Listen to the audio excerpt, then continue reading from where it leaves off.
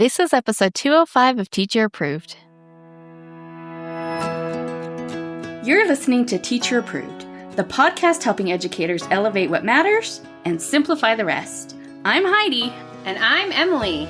We're the creators behind Second Story Window, where we give research-based and teacher-approved strategies that make teaching less stressful and more effective.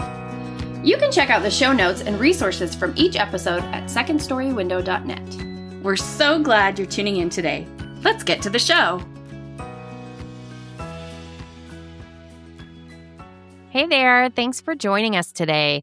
In today's episode, we're talking about how to use just 1 hour a week this summer to start the year ready and rested. And we're sharing a teacher-approved tip for creating a summer planning ritual that actually sticks. But first, it's time for Try It Tomorrow, a favorite quick win that you can try in your life right away. Emily, what is our suggestion this week? This week, try the 5-minute Friday flip. Do you like the alliteration? If nothing else, the title's awesome. Every Friday, spend just 5 minutes flipping through your teaching materials, whether that's your teacher binders, a curriculum guide, or even your phone's camera roll from this past school year. Just flip and notice what catches your eye. No pressure to do anything with what you find. Just let your brain start making some connections for next year. I love this because it is gentle prep with zero guilt. You're just, planting seeds for future planning without the pressure to have it all figured out right now. If you like this idea or anything else we share here on the podcast, would you take a second and give us a 5-star rating and review on Apple Podcasts? Over the years, Emily and I have created an extensive library of back-to-school products.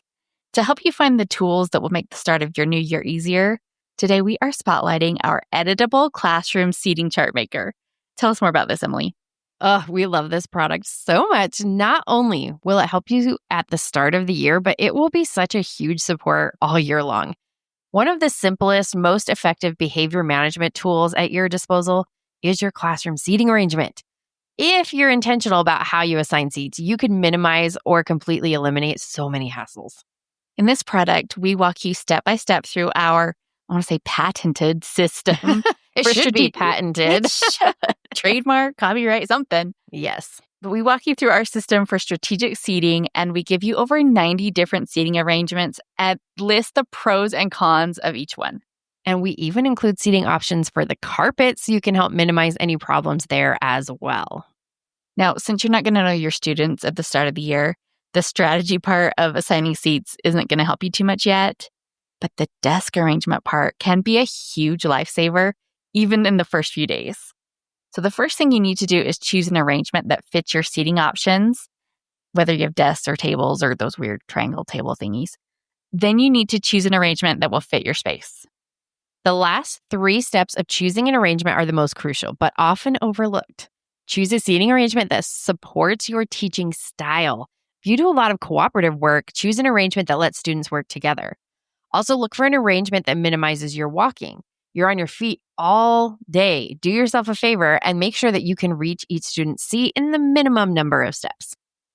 And last of all, and this is the secret sauce, keep as many students as possible as close to you as possible. The number one deterrent for off-task behavior is proximity to the teacher. So leverage that power as much as you can. We walk you through all of this in the editable classroom seating chart maker. And you can find a link to that in the show notes. But if you want more information, make sure you go back to episode 97 where we lay out this strategy in detail. Well, now we are well into summer and chances are good that you've had at least one moment so far where that little voice in your head asked, should you be doing something for school right now? Oh yeah, that critical little voice that whispers, everyone else is probably picking out their first week outfits and color coding their lesson plan binders, and you're watching Netflix at 2 p.m. on a Tuesday. I hate that voice so much. I know, it's a jerk. She gets the better of me more times than I care to admit publicly. She's how, before I know it, I find myself elbow deep in prep I didn't plan on doing, and then my summer relaxation turns into a guilt-ridden productivity spiral. Good times. But we're not going to do that anymore. Instead, we're going to focus on doing the right things in small, steady steps that protect rest and build readiness. We promise it really is possible to start the year feeling calm and prepared without sacrificing your summer sanity. This week, we are talking about what just one intentional hour each week can do for your back to school prep. Gretchen Rubin from the Happier Podcast, which is a podcast that we love, has a great hack that she calls Power Hour. She schedules time once a week to power through the tasks that she can't normally get herself to deal with. And because it rhymes, you know it's valid advice. So we are going to take Gretchen's Power Hour idea and turn it into Teacher Power Hour. Very original, as you can tell. But instead of using that time to call the electric company or figure out your taxes, we're going to focus on our back to school tasks. And we have got a 6-step system to help you make it happen. We love a system. The first step is to build a strong foundation by clarifying what matters to you. Second, start a list of Power Hour tasks so you don't waste precious minutes trying to figure out what to work on, which is always my downfall. Third, schedule your time. Fourth, and this is the hardest one, protect your time. Make sure you reschedule if another obligation conflicts with your time, and then make yourself actually do the work. And that's why that step is the hardest part. And then comes the fun part. Step 5 is to celebrate your accomplishments. And then all you have to do is step 6, which is to repeat it next week. Now that doesn't sound too hard, does it? So pour yourself a lemonade or throw on your walking shoes. And let's talk about how to use 1 hour a week to prep for back to school like the smart, seasoned teacher you are. Let's start where we always do by clarifying what matters. Before you make a single list or organize a single supply, we want you to get clear on your goal. If you joined us for our recent webinar, we referred to this goal as your readiness anchor. A readiness anchor is simply the answer to this question. How do you want to feel as you walk into your classroom on your first day back? For now, forget how you might feel or what you want to accomplish before then or how you want your classroom to look. Just ask yourself how you want to feel. And then this feeling is going to become your North Star. And we cannot stress this enough. It's important to actually choose your word, not just think about choosing a word. If you don't name what you want, what happens is you end up chasing every task that crosses your mind because you have no way of knowing which tasks are the ones that actually matter. So choose your readiness anchor. Maybe you want to feel calm or grounded. Maybe you want to feel excited or energized. Maybe you want to feel organized or in control. However you want to feel is the exact right answer. Here is why this matters so much. When you know how you want to feel, it becomes so much easier to prioritize your prep time. Every decision gets filtered through that goal. For example, if your readiness goal is to feel calm, then maybe you want to focus on tasks that reduce last-minute scrambling, like printing your welcome letter, prepping your first day slides, or arranging your desks. And maybe you want to use our desk arrangement tool to help you with that. Yeah, that would be handy dandy. But if your readiness goal is to feel excited, maybe your prep focuses on your favorite parts of teaching, like picking a fun new read aloud, or prepping a first week project that you can't wait to share with your students, or planning a classroom theme that gets you pumped to decorate. See the difference? When your tasks align with your why, they stop feeling like chores and start feeling like confidence boosters. And we think this is so important that we have updated our BTS Success course to start with a whole module on teacher recovery and emotional anchoring, because everything else is going to flow from there. So before you do anything else, pause this podcast and get clear on your readiness anchor. We're serious. This is your homework. Write it down. Put it somewhere that you can see it. Let it guide every choice you make about how to spend your summer prep time. Okay, you got it? Do you have your word? Good. That's step 1. Step 2 is to make your Power Hour task list. This is where you jot down all of the tasks that will contribute to your readiness goal. If your goal is to feel balanced, your list will be full of tasks like prepping freezer meals, creating standard operating procedures for repeated tasks, and streamlining your workflow. Ideally, try to use this time to focus on light touch prep. Light touch prep means low time, low effort, high payoff.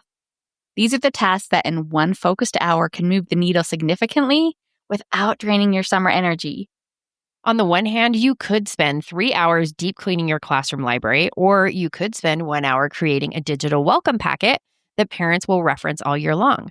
Both are helpful, but one gives you way more bang for your buck. Here are some examples of light touch prep that pack a punch. Creating templates for things that you know you will need, like your weekly newsletter format, your substitute plans, and your parent communication scripts. Drafting a first day slide deck with all of your procedures and expectations. You can always tweak it later. But having the bones ready means one less thing to stress about in August. And we have a whole set of Google Slides that you can adapt to fit any procedure, and this will save you lots of time. Check out the link to our Tell, Try, Tally, Talk slides in the show notes. Even something as simple as setting up your digital gradebook with student names, if you are lucky enough to already have your class list, that 10 minutes now can save you 30 minutes later. The key here is choosing tasks that future you will genuinely thank present you for doing. And the beautiful thing is, these are exactly the kind of tasks that fit perfectly into one focused hour. Remember, you're not trying to solve every classroom challenge or prep every lesson at this point. The goal is to set yourself up so that you can hit the ground running when it's time to actually get back to work. Make sure you keep your list of Power Hour tasks somewhere handy. If you have our back to school readiness checklists, we recently added a Power Hour list, so you can download the updated file and then just copy the Power Hour sheet to your existing spreadsheet if you already have them. It's super easy to do that. If you don't have the back to school readiness checklists, this is your sign to grab them now. There are 50 pages in there, and knowing us, we'll probably add more to that over the summer. Yeah, by the time this comes out, there might be 2 more pages. Who knows? But all of these pages help you clarify your goals and maximize your time. They are a serious BTS lifesaver, and you can find them at the link in the show notes. Power Hour can be a motivating way to tackle some meaningful tasks. But as every teacher knows, there are just some things that just have to get done, and we can't magic wand them away. Labels need to be made, folders need to be organized, copies need to be run, all the fun stuff. Unfortunately, all that tedious stuff is real and it's not going anywhere. So here is our system for handling the must-do tasks without letting them take over your summer. First, make your must-do list. Get everything out of your head and onto paper. All of the copying, labeling, organizing, decorating, whatever you know has to happen before students walk through your door. And then group similar tasks together. Make a list of all the copies you need to make. Make a list of everything that needs a label on it. Make a list of everything you need to finish for your wall displays. This is just so much more efficient than bouncing between different types of tasks. Now, to actually get those dreaded tasks done, assign each batch to one of your weekly summer prep hours. One week might be copy all the things, and another week might be label and organize supplies. A little pro tip that works with anything, not just schoolwork, is to pair it. If it's not your favorite task, pair it with a treat. Get your favorite ice drink to sip while you stand over the copier. Listen to a fun audiobook while you're organizing supplies. Put on a movie in the background while you're cutting out bulletin board letters. You could even lean into the summariness of it all and sit on the patio while you stuff folders. You don't have to suffer through the tedious stuff. Make it as pleasant as possible. And remember, it's just 1 hour a week. You can do anything for 1 hour. And if you want help prioritizing which tasks actually matter versus which ones you can skip, we break that down in BTS Success 2 so that you're not wasting time on busy work that won't actually help your classroom run smoother. And you can find a link to the course in the show notes. Okay, so you've got your readiness goal, you know what light touch prep looks like, and you have your plan for the must-do tasks. Now comes the really important part, actually making it happen. These are steps 3 and 4. Schedule it and protect it. The secret to making it happen is treating this like any other important appointment in your life. Choose your hour. Maybe having a set hour each week will work best for you, or maybe it's more of a movable feast. Oh, that sounds exciting. For you, Saturday morning before the rest of the house wakes up might work best. Maybe it's Tuesday evening after your yoga class when you're already feeling calm and centered. Or maybe you hire a neighborhood teen to come play with your kids on Wednesday afternoons while you escape to a coffee shop for an hour. The specific time doesn't matter. What matters is that it's consistent and protected. This is a date with future you, and future you does not want you to stand her up. When you're looking at a blank calendar, it's easy to start out with good intentions. Following through, however, is a genuine challenge. If you're struggling to put your ideas into practice, go back to episode 55, where we discuss another Gretchen Rubin idea, the 4 tendencies. This helps you pinpoint what it takes for you to meet your own inner expectations. That way you're leaning on your strengths and not your weaknesses. One thing that might help with follow through is to make as many decisions ahead of time as possible. If it helps to have a loose structure, try assigning a theme to each week's power hour. Emily, why don't you share with us the sample plan for how you might use your summer hours? Sure. So maybe week 1, you're going to set your readiness goal and make your must-do list.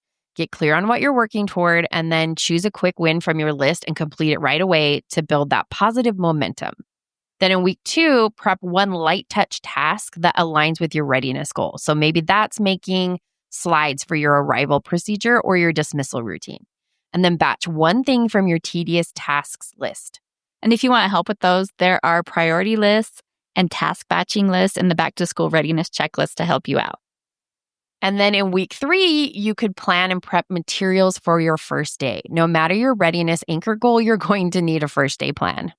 Week 4, draft your communication templates, things like your welcome letter, your classroom newsletter format, or how to help students at home handouts. Also prepare everything that you will need for your Meet the Teacher open house. And then in week 5, plan something fun that excites you about the new year. Maybe it's a special first day activity or a themed unit you've been wanting to try. That's just 5 hours, but it's 5 huge wins. And your August self is going to be so relieved. So it's time for step 5 in our Power Hour prep routine, which is to celebrate your accomplishments. You're showing up for yourself when it would be much easier not to, and that is a huge win. Even if you didn't check everything off your list during your hour, write down what you did get done and give yourself a well-deserved pat on the back and maybe even a fun little treat because you deserve it. I read a book called Tiny Habits where he teaches you how to take little teeny steps towards your goals by making these like micro habits. And then after you do it, you're supposed to celebrate. And so his example was like, if every time you wash your hands, you're going to do 5 squats, then afterwards you should like give yourself a high five towards the mirror or you should like do a little dance. And honestly, I think psychologically, this might be a good tip. So maybe come up with like a real little celebration for yourself at the end of your power hour. Or, you could give yourself a little treat too. That's fine. And step 6 is to do it all again. Decide what you want to work on next, schedule an hour for each week, and then follow through. The beauty of this 1-hour system is that you can adapt it to whatever you need in whatever season of summer you're in. If you're in the early weeks of summer break and you want to do absolutely nothing school related for a while, cool, perfect. Start your 1-hour routine in a couple weeks. If you're headed back to school in a couple weeks and feeling behind, also perfect. You still have time to make a huge difference. You just might need maybe 2 or 3 power hours per week.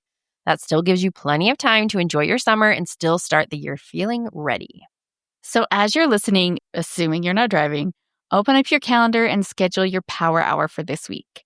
Make sure you've clarified your readiness goal and have a list of essential tasks to help you meet that goal. Get everything on the calendar and protect that time. Once you're done working, take a minute to celebrate how much you got done and then do it all again next week and think how amazing you'll feel by the time that first day rolls around. We would love to hear about your Power Hour plan. Come join the conversation in our Teacher Approved Facebook group. Now for our Teacher Approved tip of the week, where we share an actionable tip to help you elevate what matters and simplify the rest.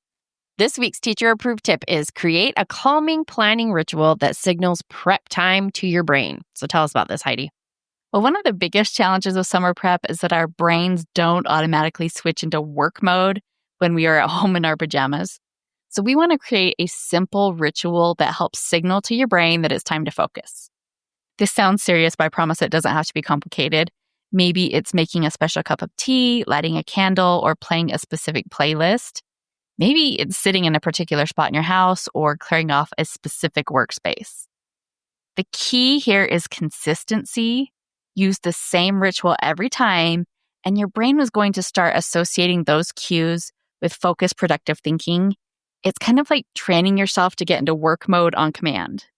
This may sound like a fluffy little time waster, but science backs us up on this. Prepping for a new school year can quietly trigger your brain's stress response.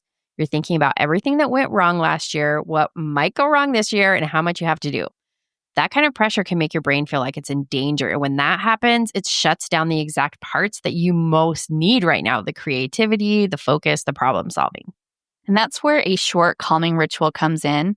By taking a few minutes to breathe deeply, ground yourself, and reconnect with your purpose, you're activating the parasympathetic nervous system, and that's the part of your body that says, hey, you're safe, you've got this. This ritual isn't just aimed at creating a nice feeling. It's about training your brain to treat planning time as a space of confidence and clarity, not panic or perfectionism. Spending 5 precious minutes of your hour to start peacefully will help you be much more productive during the rest of that hour. And when your hour is up, consider having a closing ritual too.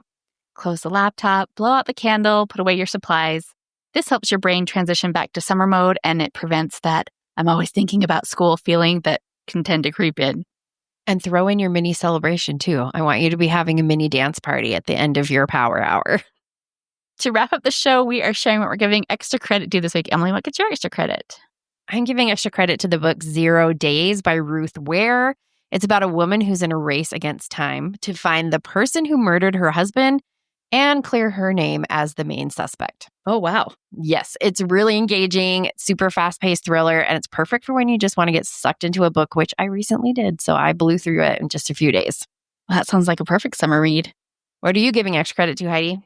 I'm giving extra credit to you, Emily. Me? Yes. We recently had our Teacher Summer Talk Summit, and it was so wonderful, and Emily crushed it.